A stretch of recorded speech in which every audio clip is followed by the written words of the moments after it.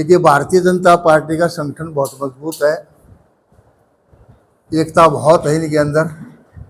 और ये हमारा मजाक उड़ा करते इस बात को लेकर कि आज जेजेपी की 1 विकेट गिर गई, आज 2 गिर गई। जैसी टिकट बटी आपने देखा कि 1 घंटे में कितनी विकेटें गिरी हैं भारतीय जनता पार्टी। ये इनकी असलियत है। रही बात इस बात की कि आप हमेशा बी टीम की बात करा करते, हर एक पार्टी के लिए हमें बी टीम बोला करते सारे आदमी। बीजेपी की बात करें तो हम बी टीम हैं, कांग्रेस की बात करें तो हम बी टीम हैं। जब टिकटें बटी आपने देखा होगा ना परसों कि टिकटें ऐसी बांटी गई हैं, एकदम से पूरा का पूरा खुला मैदान दे दिया कांग्रेस को। ऐसी टिकटें बांटी जैसी बस की टिकटें बांटे जा रहे हो। बी टीम कौन होया आपके सामने अपने आप में खुद नजर आता है कि बी टीम कौन है, ए टीम कौन है। जहाँ तक संदीप भाई ने कहा इन बातों के लिए कि इन्होंने जो धोखा दिया ना वो ऐसे टाइम पर आकर के दिया जहाँ समय नहीं था हमारे पास संभलने के लिए। इस वजह से जो है ना संभलने में थोड़ी देरी लगी, लेकिन आज पार्टी पूरा मजबूती के साथ तैयार है चुनाव लड़ने के लिए। 19 जो टिकटें हैं वो बांट दी गई हैं, 4 एएसपी की हैं, 15 जननायक जनता पार्टी की तरफ से बांटी गई है। टिकट बांटने में सबसे पहला काम किया तो जननायक जनता पार्टी ने किया है। जैसे आप अभी रोहतक की बात करें तो और बात कर रहे थे, नामांकन पत्र भरने में सबसे पहला काम किया तो दुष्यंत चौटाला जी ने किया। सबसे पहला नामांकन पत्र उन्होंने भरने का काम किया।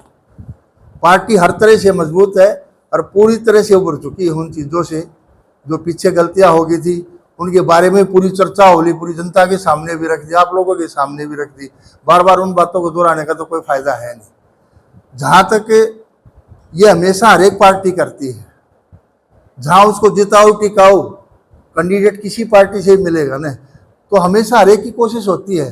हमारा पूरा सारे कैंडिडेट तैयार हैं, कोई कैंडिडेट है कि हल्के के अंदर, लेकिन जब आदमी जिताओ टिकाऊ अगर कोई कैंडिडेट मिलेगा तो हर पार्टी चाहती है कि भाई वो उसके पास आए और मजबूती से चुनाव लड़ेगा।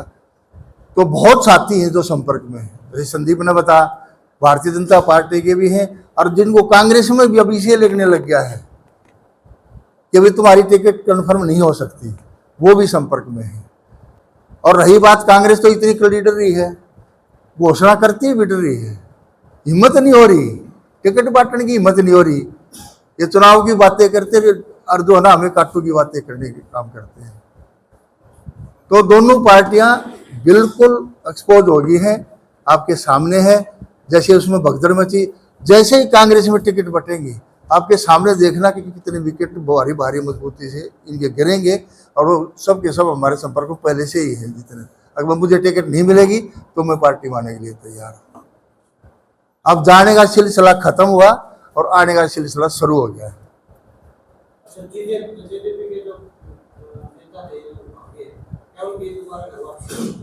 एक मैं बता देता हूँ, वो नेता सारे भारत आए थे, उनका मकसद भी ये था कि हम जेजेपी मजबूत है इसलिए उनके साथ आकर के हम बन सकते और वो बने। और 5 साल तक उन्होंने पूरे इंजॉय करा, पूरी मड़ाई काटी और प्रदेश का पूरा धन जितना लूट सकते थे उन्होंने लूटने का काम किया। अगर वो आएंगे ना तो अब की बार हम ध्यान रखेंगे कि इनमें से कौन सा टिकेगा और कौन सा ना टिकेगा।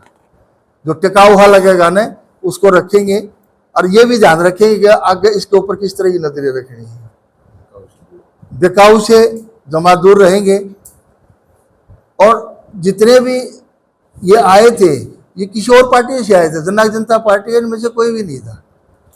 तो ये तो तय था कि जब तक राज रहेगा रहेंगे, जैसे राज चला जाएगा ये सारे निकल जाएंगे।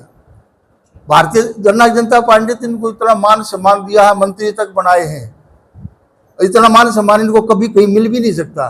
और अब की बार जब आप देखेंगे जितने भी महाशय गए हैं ना, इनमें से एक भी विधानसभा पहुंच नहीं पाएगा। फिर भी आप इंतजार कर रहे हो ऐसे लोगों का?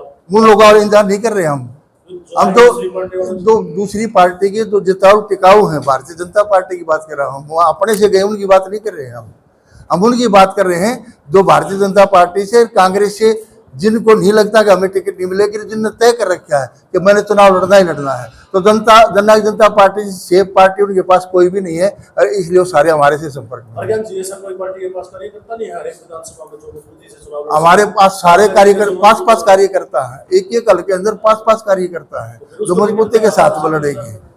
देखो संख्या की बात होती है, मजबूती तो भाई कई तरह की होती है, घनी चीजों का समीकरण होता है, जात का भी, धर्म का भी, पता नहीं क्या समीकरण होते हैं राजनीति के अंदर, ये सारी बातों को ध्यान रखना पड़ता है।